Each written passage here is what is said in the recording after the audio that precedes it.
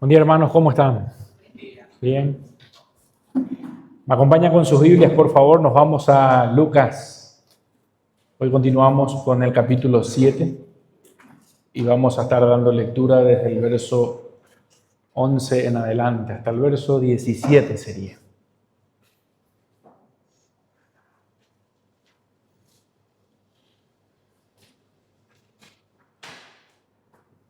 Dice así la palabra del Señor en Lucas, capítulo 7, verso 11.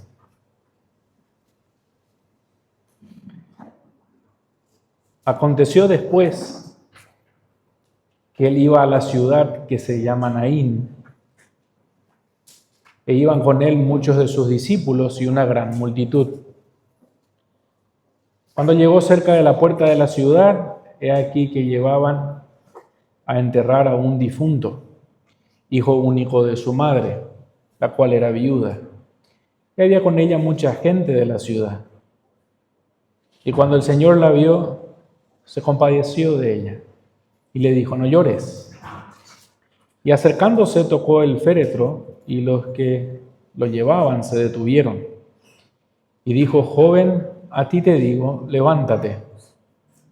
Entonces se incorporó el que había muerto y comenzó a hablar, y lo dio a su madre. Y todos tuvieron miedo y glorificaban a Dios, diciendo: un gran profeta se ha levantado entre nosotros, y Dios ha visitado a su pueblo. Y se extendió la fama de él por toda Judea y por toda la región de alrededor. Esta historia, a diferencia de la historia anterior, ustedes recordarán la historia del centurión, e incluso si consideramos otras historias anteriores en la narrativa de Juan, tiene una diferencia muy particular. Y es que aquí en esta narrativa no se muestra a una persona, no se muestra a un grupo, no se muestra a nadie teniendo una iniciativa particular hacia Jesús. No se ve. No hay nadie quien lo manda a llamar al Señor, diciéndole: aquí hay un joven que ha muerto. Como el caso del centurión, cuando mandó llamar al Señor porque su siervo estaba enfermo. No se menciona que hay una multitud que se está acercando a él buscando sanidad. Si bien es cierto, los discípulos están siguiendo a Jesús en este viaje y una multitud también le está siguiendo a él. Se encuentran dos multitudes, una que está siguiendo al Señor y la otra que está acompañando el féretro. Pero no se menciona que de entre estas multitudes alguno haya buscado al Señor por algún milagro. Las personas no se están agolpando para tocarle, como sí sucedió en otras oportunidades. No hay escribas, no hay fariseos al acecho, como sí ocurrió, por ejemplo, cuando Jesús estaba predicando en la casa de un hombre y luego de repente del tejado desciende un paralítico y allí estaban los escribas y fariseos tratando de ver un poco lo que estaba haciendo el Señor. No se menciona acá escribas y fariseos. Jesús no está confrontando a líderes religiosos, no se está dirigiendo a nadie. Jesús tampoco está hablando a sus discípulos, no hay enseñanza respecto a eso. No se menciona incluso personas trayendo a otro, no solamente acercándose a ellos mismos, pero incluso trayendo a otros para que fuese sanado o que Jesús hiciese algo al respecto. No hay. No vemos a Jesús que está dialogando con alguien, aunque en su momento le habló a la viuda, pero nadie está dialogando con Jesús. No hay este tipo de diálogo como ocurrió, por ejemplo, con Pedro en la pesca milagrosa. ¿Se acuerdan? Jesús simplemente va a Pedro, Le dice para ir mar adentro y tirar las redes. Ocurre un diálogo entre el Señor. Acá no hay ningún diálogo. Aunque la fama de Jesús se extendió aún más, porque ya Jesús tenía su fama para este entonces, se extiende aún más su fama después de que resucitase al joven. No se menciona alguna enseñanza por parte de él relacionada al caso. Era costumbre del Señor, en un sentido, aprovechar una ocasión para enseñar. Y ese ejemplo inmediato lo tenemos con el caso del centurión, cuando el Señor reconoce la fe del centurión y entonces Él se dirige a la multitud tomando la ocasión, usando las circunstancias para señalar a los israelitas de que ellos no tienen la fe que tenía este centurión. Y casos como este podemos ver una y otra vez. Lo mismo sucede con el paralítico. Jesús sana a un paralítico, pero sanando al paralítico se dirige a los escribas y fariseos que estaban sentados escuchando las enseñanzas de Jesús. Bueno, Jesús acá hace algo y no le enseña después nada a nadie, al menos que sepamos. No se menciona, no se dice nada. Y eso es intencional, que Lucas no registre. No significa que Jesús no haya enseñado nada. No sabemos, puede que sí, pero Lucas no registra. Y eso es intencional. El flujo de la historia es demasiado sencillo. Jesús en un momento decide ir a una ciudad. Llegando a esa ciudad se compadece de una madre que se encuentra por el camino. Esta madre había perdido a su hijo. Jesús resucita al joven, le da a su madre. El público queda impactado y su fama se extiende y Jesús sigue su camino. Ese es el flujo de la historia. Hay una notable ausencia de actitudes, de dichos y otros aspectos sobre cualquier otro personaje. No tenemos la reacción de la viuda, no tenemos la reacción del que resucitó, salvo que se puso a hablar, señal de que resucitó. Tenemos sí la reacción de la gente, pero es como una reacción esperada. Ya había pasado en casos anteriores donde Jesús hizo un gran milagro y la gente queda impactada. Pero no hay dichos, no sabemos nada, no se dice nada. Y esto, como señalé antes, que no haya nada de otras personas, dice mucho, dice demasiado. Cuando consideramos nosotros las narrativas en los evangelios, en bastantes ocasiones nosotros podemos reflexionar sobre lo que aprendemos de otros personajes.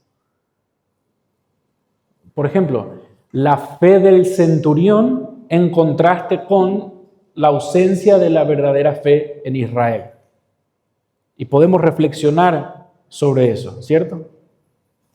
Podemos reflexionar, por ejemplo, respecto a la mención de los líderes religiosos y notar su hipocresía y su malicia.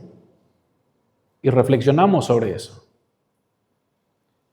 Podemos notar que muchos de los que estaban siguiendo a Jesús tenían un interés egoísta y entonces por eso le buscaban. Y muchas veces el relato va dejando estas pistas o estos focos sobre los personajes en la narrativa. Bueno, este relato no resalta nada sobre otros. Aquí lo asombroso, lo extraordinario del relato es que simple y llanamente muestra quién es Jesús. Es como que todas las luces en la narrativa están puestas sobre una sola persona. ¿Quién es Jesús? ni siquiera lo que enseñó Jesús. ¿Quién es Él? Su persona. ¿Quién es? Y eso es demasiado notable porque si repasamos el texto mentalmente, no, en ninguna parte tenemos una invitación, una incitación a que pensemos, por ejemplo, en algo sobre la viuda. No tenemos nada para pensar respecto a la viuda, más que simplemente ver su situación. No tenemos nada para reflexionar respecto a los que llevaban el féretro. No hay reflexión alguna allí. No sabemos nada respecto a los discípulos, salvo que estaban con Jesús. No tenemos nada para reflexionar respecto a sobre la gente de la ciudad. ¿Ustedes recuerdan cuando Jesús predicó en su ciudad natal, en Nazaret? Bueno, terminó la situación en un intento de linchamiento público y le querían despeñar a Jesús. Bueno, allí aprendemos algo del público. Allí aprendemos algo de los líderes religiosos, aprendemos algo de la gente. Pero acá no tenemos nada para aprender sobre la gente de la ciudad. Este relato resalta notablemente la persona de Jesús. Ese es el punto. Esa es la maravilla del relato. Que nosotros nos abrumemos, nos quedemos impactados con quién es Jesús. Y más concretamente, lo que el relato quiere resaltar y exaltar es la compasión de Jesús. Este texto invita simplemente a que nos detengamos y nos deleitemos en lo compasivo que es Jesús, su enorme compasión. Y eso es todo. Y eso es suficiente. Que el Señor es compasivo, está lleno de compasión. Y el relato tiene 4 escenas básicamente. La primera escena, Jesús decide ir a una ciudad y la gente le sigue. Y termina la primera escena. La segunda escena, Jesús se encuentra junto con las multitudes y Jesús tiene compasión de esta viuda que perdió su hijo. La tercera escena, Jesús resucita al joven, le da a su madre. Y relacionada a esa escena aparece la cuarta, donde la gente está glorificando a Dios y ha quedado impactada con lo que sucedió. Y son 4 escenas, pero son 4 escenas que nos ayudan a entender lo compasivo que es Jesús, lo lleno de compasión que está Él. Y entonces, por medio de estas 4 escenas, y con el énfasis claro de Lucas en el hecho de la compasión maravillosa de nuestro Señor Jesucristo, nosotros aprendemos 4 cosas de la compasión de nuestro Señor. Este milagro que nosotros vemos acá no fue accidental. Leyendo de manera simple podemos decir, qué casualidad, justo Jesús estaba yendo a una ciudad probablemente a la menos pensada, porque aunque diga el texto que es una ciudad, no era una ciudad de cientos de miles de personas.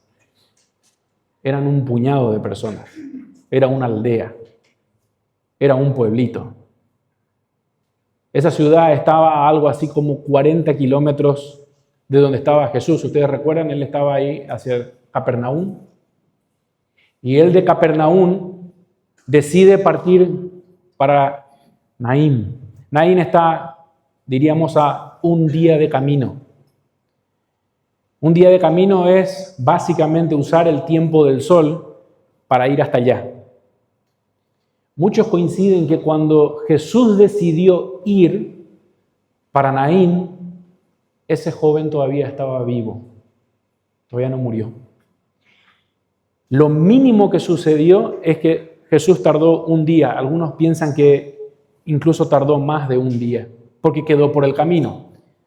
Algunos piensan que posiblemente Jesús primero fue a Nazaret y de Nazaret fue para Naín, porque Naín está como a 10 kilómetros de Nazaret.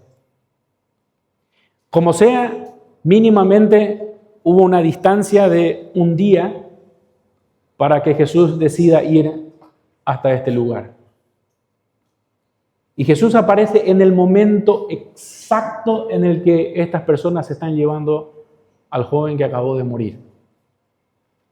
Entonces, este milagro no fue accidental, ni por asomo. La presencia de Jesús en ese preciso instante fue todo menos accidental. Este milagro es una manifestación deliberada de compasión. Deliberadamente Jesús quiso mostrar compasión. Y eso es lo primero y extraordinario que aprendemos de nuestro Señor. Jesús no es alguien que ocasionalmente se compadece. Nosotros nos compadecemos y porque somos hechos a imagen de Dios tenemos la posibilidad de compadecernos, pero nuestro compadecimiento es limitado.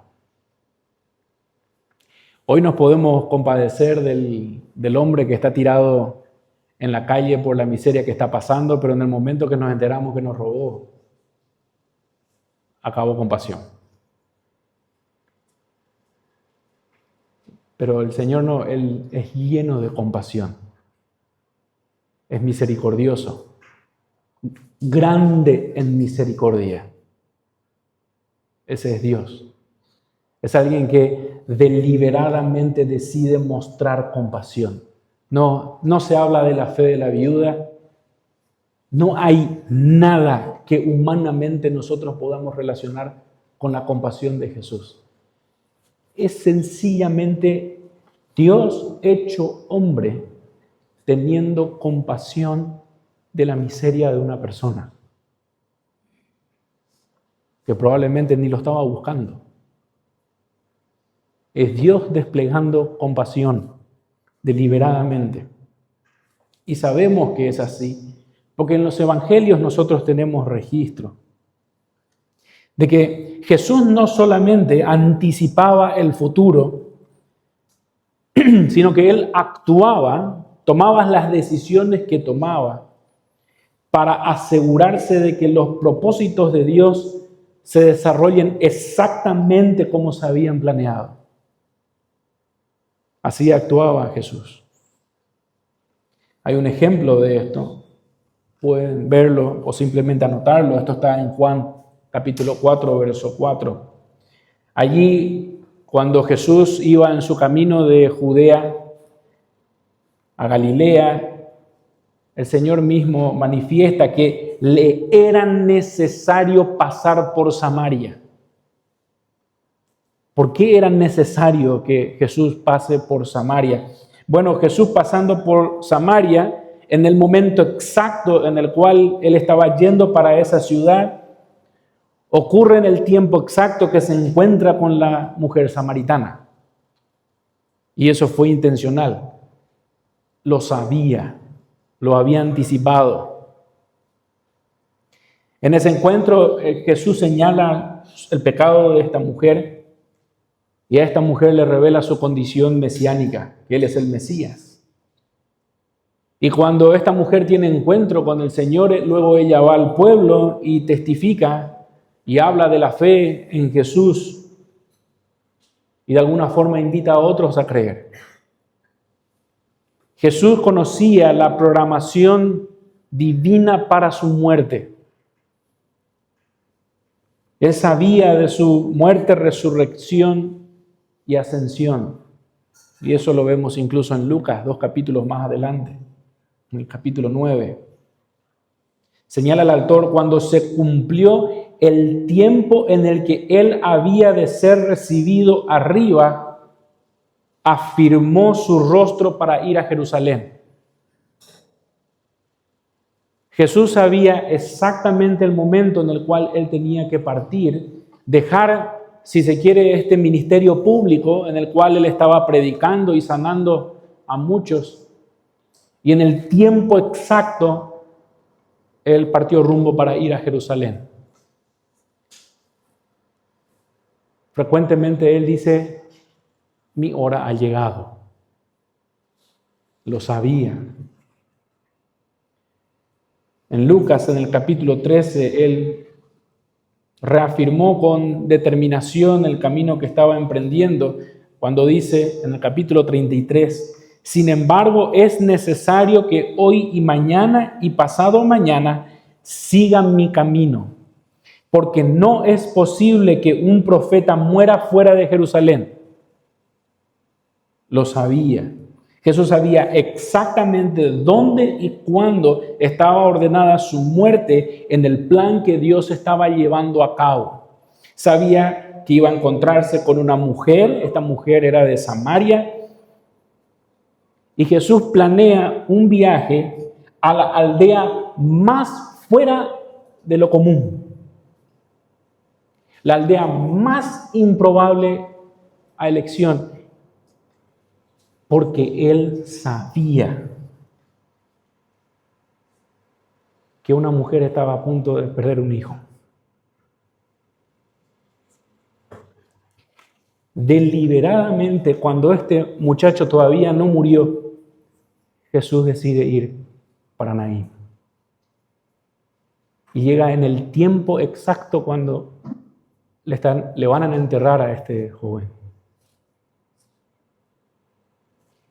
El plan de Dios era que él se topara, se encuentre con este cortejo fúnebre. Tenía que suceder eso. Y todo esto que el Señor sabía y anticipaba era movido, si se quiere, por la enorme compasión que Él tenía. Misma compasión que mostró para con nosotros.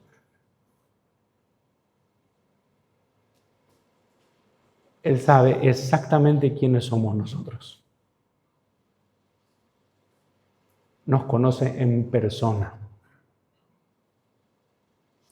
Él no sabe que tiene un pueblo.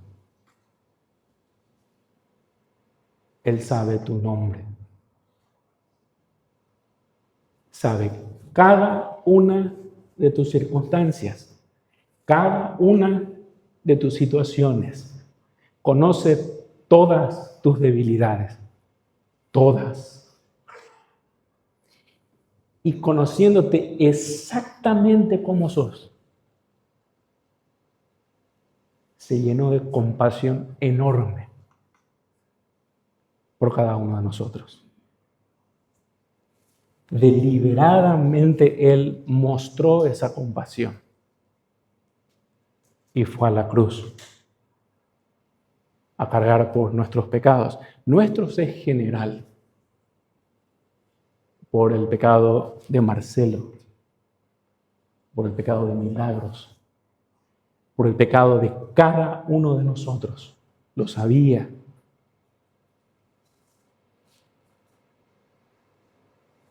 La segunda escena no solamente va transicionando, no solamente para mostrarnos este aspecto, que Jesús no solamente tiene una deliberada compasión hacia las personas y se conmueve en las miserias de cada uno de nosotros, particularmente con esta viuda,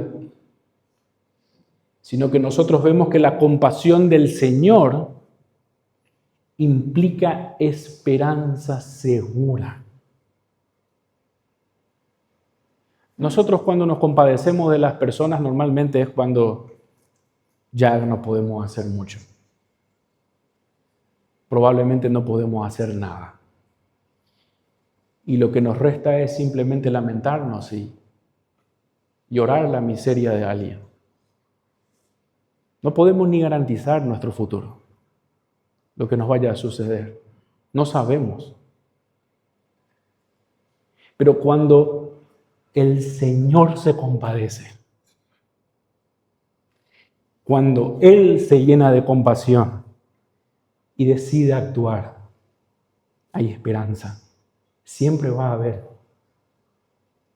Porque es compasión poderosa. tiene poder, tiene autoridad. Y eso es lo que vemos en la segunda parte. Ustedes ven allí en el texto. Ustedes pueden leer. Cuando llegó cerca de la puerta de la ciudad, fue milimétrico, fue planeado, ocló. Esto no sucedió a la suerte. Esto no escapó de lo que el Señor estaba previendo.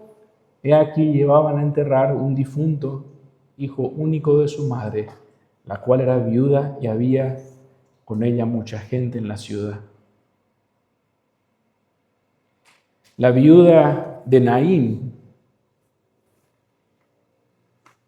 enfrentaba una acumulación de vulnerabilidades sociales prácticamente sin precedente en esa comunidad.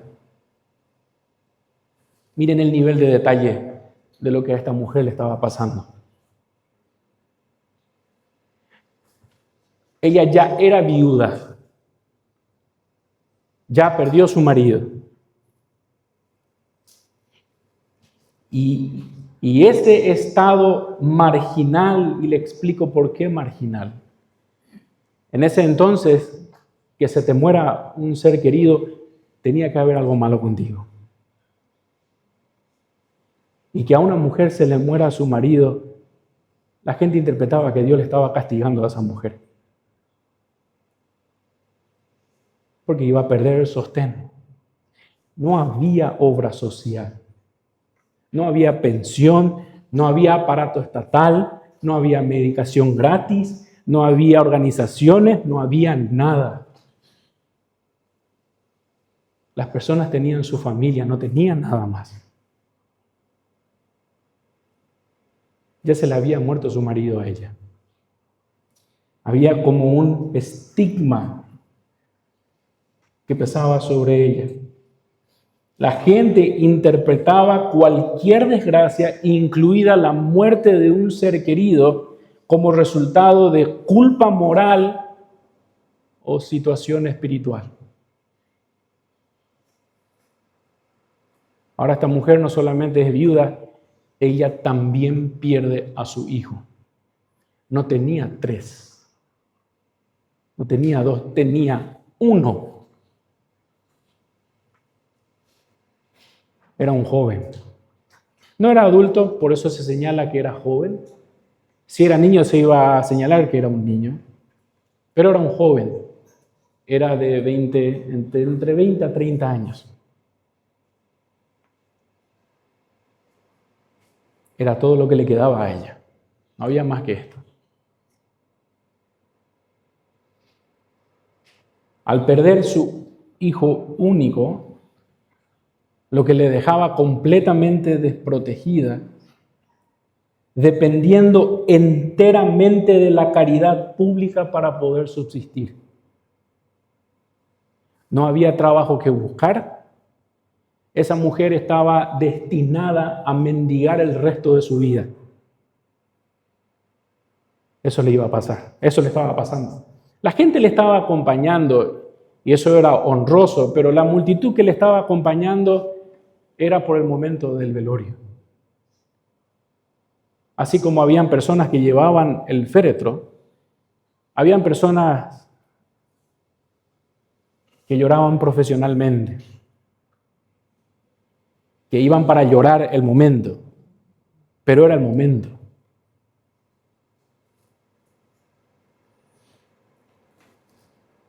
La tragedia de ella se intensificaba porque al haber quedado sin marido, no tenía más su esposo. Y ahora está perdiendo o perdió su único hijo. Ella había perdido sus últimos medios de supervivencia económica y el futuro de su línea familiar. No iba a haber nietos. No iba a haber más nada. Como viuda carecía de alguien que lo apoyara o defendiera. Y aunque nosotros podemos ver esta multitud, eso no significaba que ella contaba con una red de apoyo que le va a permitir entonces a ella sobrevivir los días que le quedan.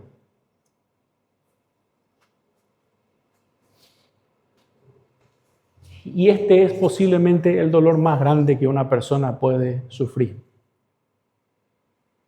que una mamá puede sufrir, una esposa puede sufrir. No solamente haberse quedado sin su marido, sino que ahora está perdiendo a su hijo único. Y este dolor es tan intenso que la Biblia lo utiliza para describir lo intenso que es un dolor en el Antiguo Testamento, para que los israelitas tuviesen dimensión de lo mucho que duele algo. Eso podemos ver en varias porciones en el Antiguo Testamento, en Jeremías, por ejemplo. Tenemos una exhortación a los israelitas por lo que le va a suceder y lo mucho que van a lamentar, y para poder describir lo doloroso que va a ser algo, la frase es: ponte luto como por hijo único. Por hijo único que se pierde. Así va a doler. Llanto de amargura. Así va a doler. En Amós capítulo 8, verso 10, nosotros vemos a Dios advirtiendo de un juicio inminente sobre los israelitas, y este juicio, dice el texto, sería como llanto de unigénito, por la muerte de un unigénito, y su postrimería como día amargo. Es el peor día para esta mujer. El llanto, la amargura, el dolor que tiene en ese momento yendo a enterrar a su hijo. Es un dolor que no se puede describir. Zacarías capítulo 12, verso 10, compara el llanto futuro de Israel por su rechazo a Jesucristo. Un día los israelitas se van a dar cuenta de lo que hicieron cuando mataron a su propio Mesías. Bueno, cuando llegue ese momento y ellos se den cuenta de lo que hicieron con el Mesías, bueno, la Biblia anticipa que ellos van a sentir un dolor, y ese es el dolor que describe Zacarías capítulo 12, verso 10. Y derramaré sobre la casa de David y sobre los moradores de Jerusalén espíritu de gracia y de oración, y mirarán a mí, a quien han traspasado. Los judíos van a reconocer finalmente a su Mesías. Van a mirar y van a entender que Cristo es el Señor, Jesús es el Señor. Y cuando se den cuenta de eso, cuando se den cuenta de lo que hicieron, dice el texto, llorarán como se llora por un unigénito. Así van a lamentar. Afligiéndose por él como quien se aflige por el primogénito.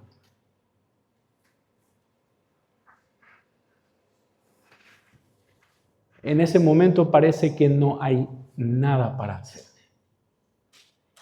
Y realmente no hay nada para hacer. No hay nada más para hacer sino que llorar, tener lamento y nada más. Todo el mundo de esta mujer se vino para abajo.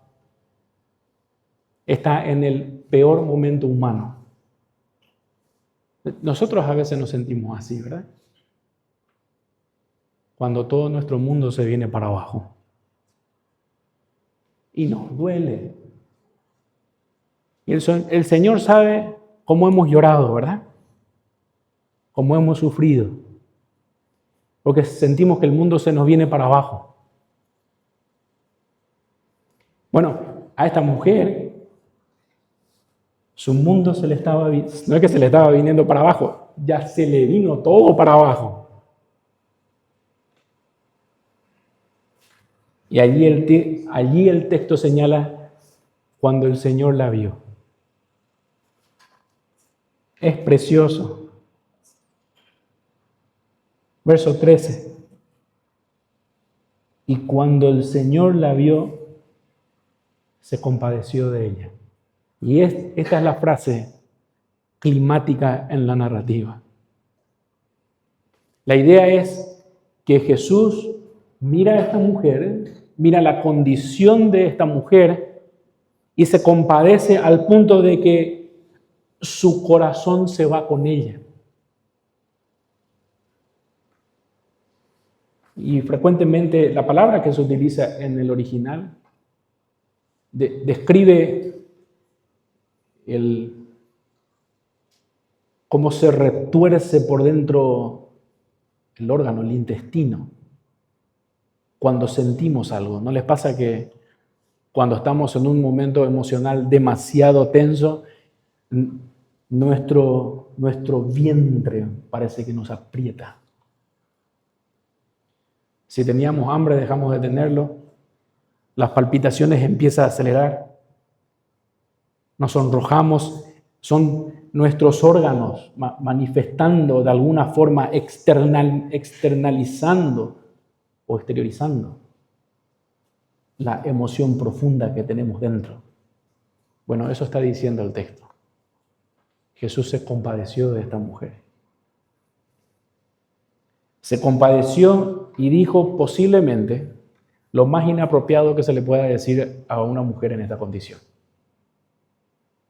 Mire, para cualquiera de nosotros, decirle a alguien que acabó de perder un ser querido, deja de llorar, es inapropiado.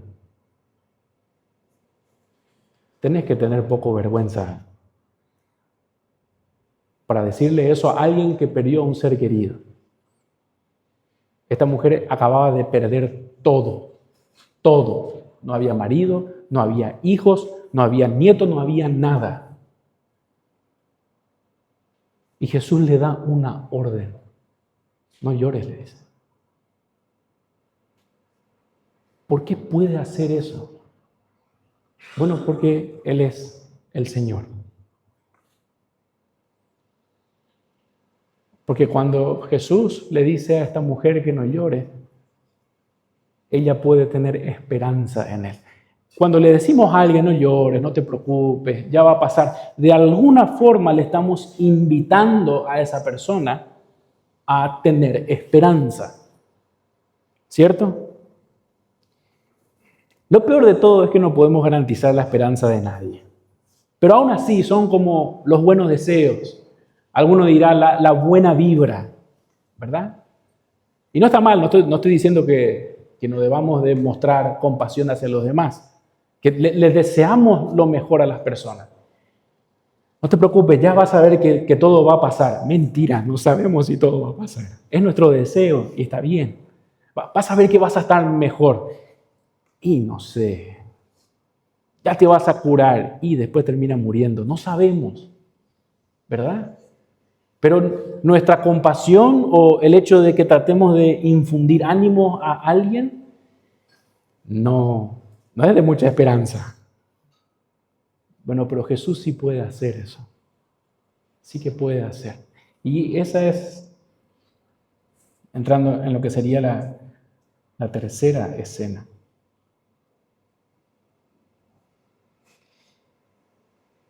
Jesús, acá, y lo dice Lucas de manera muy llamativa, es la primera vez que Lucas utiliza esta frase, cuando el Señor, ¿notó? Cuando el Señor, ese nombre para Jesús como Señor es la primera vez que aparece en Lucas. Va a seguir apareciendo, pero es la primera vez. Y es hermoso que aparezca justo ahora. Porque la idea detrás de que Lucas le esté llamando a Jesús Señor tiene un significado increíble, porque con todo lo que está sucediendo, o sea, con todo este entorno, que lo llame Señor magnifica su naturaleza como persona. Porque Él es el centro, solamente de Él sabemos, solo en Él estamos admirando, poniendo todos los ojos. Y Él es el Señor que se compadece.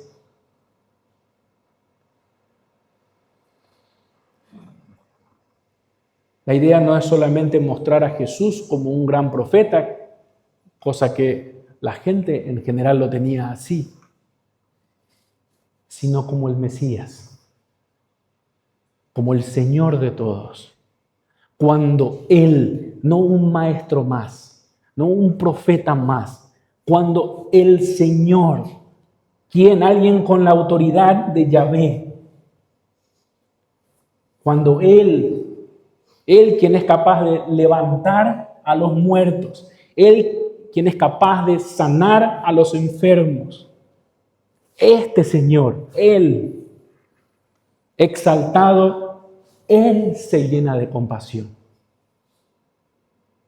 Él, el omnipotente Dios que no necesita de nadie,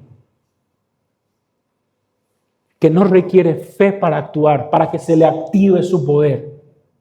Él sencillamente mirando la desgracia de una persona. El Señor, no un maestro más, el Señor. Dice Hebreos capítulo 4, verso 14 al 16.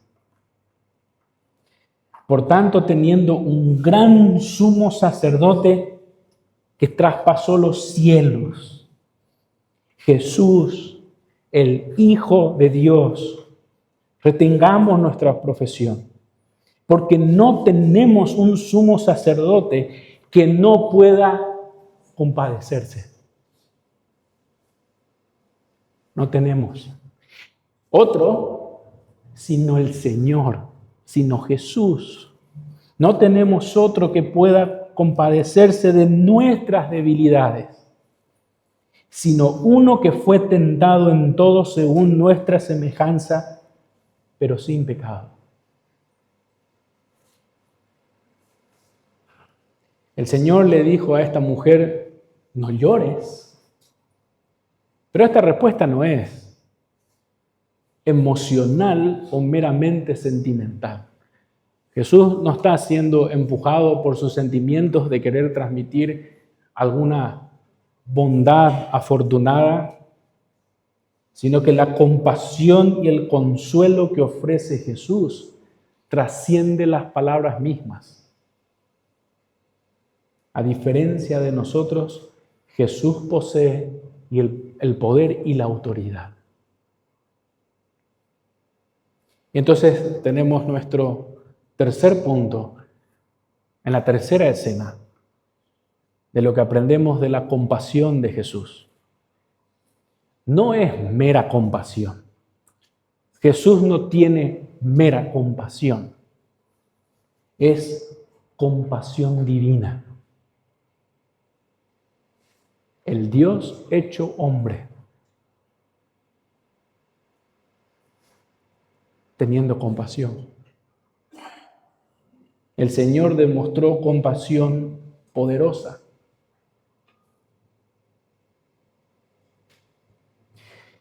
Y esto es algo demasiado genial, algo demasiado impresionante en Dios. Él es tan excelente, Él es tan increíble, que mire lo que el Señor hizo. Mire, atienda lo que el Señor hizo. La forma en que Jesús manifestó su poder divino fue teniendo compasión. La forma en la que Él manifestó su poder fue teniendo compasión. ¿Qué significa esto? Él pudo haber demostrado su poder mediante cualquier acción milagrosa que a usted se le pueda ocurrir para demostrar que Él es Dios y que tiene poder. Pudo haber volado por los aires, pudo haber apagado el sol, volver a encender, pudo haber hecho lo que se le ocurriese para demostrar que es poderoso. Pero eligió realizar actos beneficiosos para personas que sufrían y estaban oprimidas. Esa es la manera que Él mostró poder, sanando enfermos, dando de comer a miles, compadeciéndose de esta viuda y resucitando a su hijo. Así mostró su poder. Y de hecho, es la manera en la cual Dios muestra sus atributos, cómo Dios mostró su amor, más Dios muestra su amor para con nosotros. ¿Cómo muestra? Ya lo puede hacer en el seno de la Trinidad. El Padre ama al Hijo, el Hijo ama al Espíritu, el Espíritu ama al Padre y ellos se aman y hay suficiencia en la Trinidad. No. Dios muestra su amor en que siendo nosotros, como somos pecadores, ¿verdad? Vino y se entrega, toma forma de siervo, se humilla, muere, etc. Así muestra su amor. Bueno, ahora Jesús así está mostrando su poder, su extraordinario poder. Y esta, dice un comentarista, esta integración, es decir, este aspecto compasivo de Jesús con el poder que Él tiene, esta integración no es accidental. Jesús tiene poder, pero su poder se manifiesta en el hecho de que Él es compasivo. De todos los milagros espectaculares que pudo realizar para probar su divinidad, Jesús eligió a aquellos que aliviaban el sufrimiento humano. En lugar de realizar demostraciones de poder puro. Lo significativo es que el propósito de Jesús al realizar el milagro, y esto es increíble,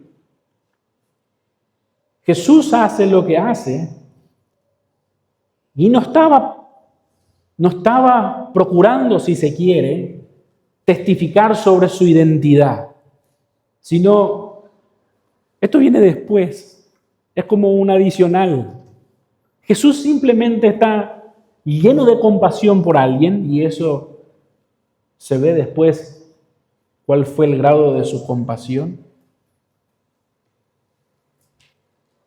Y sin procurar testificar sobre su identidad en cuanto a su poder y lo divino que Él es, bueno, paradójicamente, el milagro funciona ciertamente para señalar a todo el mundo quién es Él, que fue el resultado, que fue la respuesta.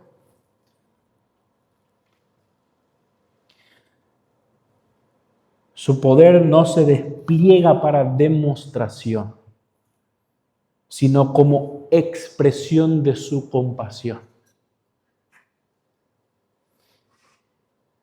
La compasión del Señor fue personal, cercana, fue compasión tierna. Noten el detalle que agrega Lucas.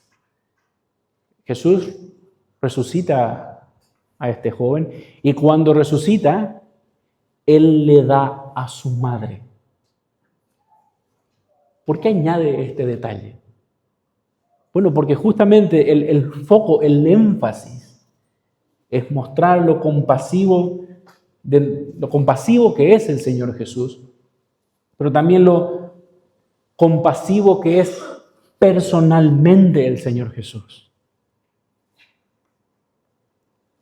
Jesús, al momento de resucitar a este joven, está demostrando poder sobre el pecado y poder sobre la muerte. Poder sobre el pecado porque para cualquiera tocar a un muerto era quedar ceremonialmente impuro según las leyes, en la ley. Bueno, Jesús no quedó impuro. Al contrario, por su divino poder, resucita a este joven. Y el cuarto y último punto tiene que ver con la cuarta escena. La gente se llenó de temor. Y esa es una pregunta que personalmente me hice. con lo que hizo Jesús, esto debió de resultar en mucha alegría, mucho festejo, que sin lugar a dudas lo fue, pero temor. Sí fue algo extraordinario, ¿cierto? Cuando nosotros hacemos algo movidos en compasión por alguien, lo que a continuación hay es alegría, regocijo. ¿Quién le teme a uno porque está haciendo algo bueno? Nadie teme a otro porque movido en compasión está haciendo algo bueno, algo beneficioso para con la otra persona. Bueno, Jesús acá está haciendo algo tremendamente beneficioso con esta mujer viuda, y el texto dice que la gente se llenó de temor. Y es apropiado. Pensando un poco más, es lo más apropiado que puede haber. Y esa es la cuarta lección, si se quiere, respecto a lo que aprendemos de la compasión de Jesús. La compasión del Señor debería conducir a uno al temor. Es exactamente lo que enseña el Nuevo Testamento. La gente se dio cuenta de que Dios había visitado a su pueblo. Y si Dios había visitado a su pueblo, la santidad de Dios era presente. Y la santidad de Dios tiene que producir temor. Es lo que llama el autor de Hebreos a que nosotros reflexionamos. Acompáñenme con sus Biblias y leyendo estas dos porciones de Hebreos final, reflexionamos en esta última afirmación. La compasión del Señor debería de conducirnos al temor. Hebreos capítulo 2, 14 al 18. Dice así: así que, por cuanto los hijos participaron de carne y sangre, Él también participó de lo mismo, para destruir por medio de la muerte al que tenía el imperio de la muerte, esto es, al diablo, y librar a todos los que por el temor de la muerte estaban durante toda la vida sujetos a servidumbre. Porque ciertamente no socorrió a los ángeles, sino que socorrió a la descendencia de Abraham, por lo cual debía ser en todo semejante a sus hermanos, para venir a ser misericordioso, compasivo y fiel sumo sacerdote en lo que a Dios se refiere, para expiar los pecados del pueblo. Pues en cuanto él mismo padeció siendo tentado, es poderoso para socorrer a los que son tentados. ¿Sabe por qué el Señor Jesús tomó forma de hombre? En verdad, ¿sabe por qué? No es porque nos merecíamos. No nos merecíamos. Éramos y probablemente somos criaturas desdichadas, viviendo en un mundo lleno de pecado, pero porque somos pecadores. Ese es el punto. ¿Sabe por qué Cristo Jesús, el Hijo de Dios, tomó forma de hombre? No porque este mundo se merecía tal gesto de amor, sino porque Él es un Dios lleno de compasión. El Señor dice: no quiero la muerte del impío, no lo quiero. El conocido Juan 3:16, ¿verdad? Tan amable era el mundo que no. Tanto Dios amó al mundo, es decir, a los hombres. Es el amor, la compasión de Dios. Dios haciendo lo que dice el autor de los Hebreos. Él viniendo a este mundo y con ese sacrificio librarnos a nosotros de la esclavitud, del pecado, de las consecuencias del pecado, de la muerte. Él mismo, por su enorme compasión, revirtiendo las cosas, dándonos esperanza que no teníamos, dándonos promesas que no merecíamos, estimándonos como a familia. Y aún siendo creyentes, a veces somos desgraciados, ¿verdad? Aún siendo creyentes, parece que el mundo es más familia nuestra que el Señor Jesús.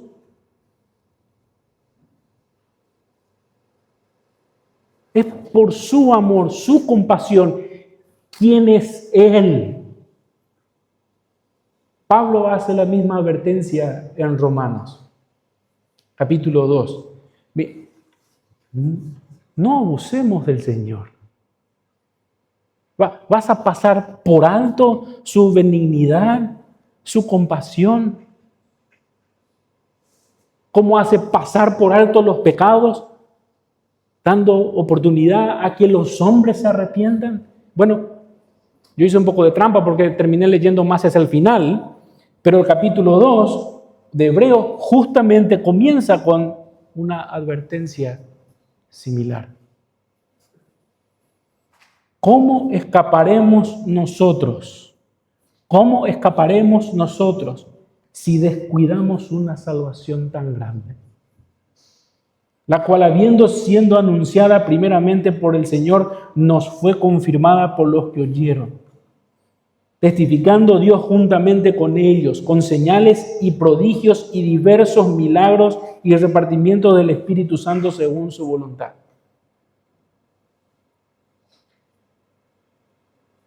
No desprecies el amor del Señor. No le desprecies. No desprecies su compasión. No desprecies. No desprecies quién Él es. No lo desprecies.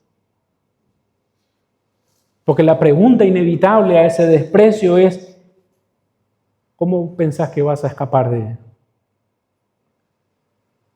la salvación? Que, dicho de otra manera, ¿cómo te pensás que vas a escapar del juicio de Dios para todos aquellos que despreciaron su paciencia y despreciaron su compasión, despreciaron su amor? ¿De dónde sacás que vas a escapar de Dios? Él se acercó cuando fuiste su enemigo. Él lo hizo. Él te amó. Él te dio a conocer su buena nueva. Te hizo saber que sos su criatura, que estás viviendo en su mundo, que vivís por la pura voluntad suya, que te debes a Él, es tu Señor. Y te ama. No es un tirano, no es un déspota, no es alguien que quiere la exterminación humana por lo malos que somos.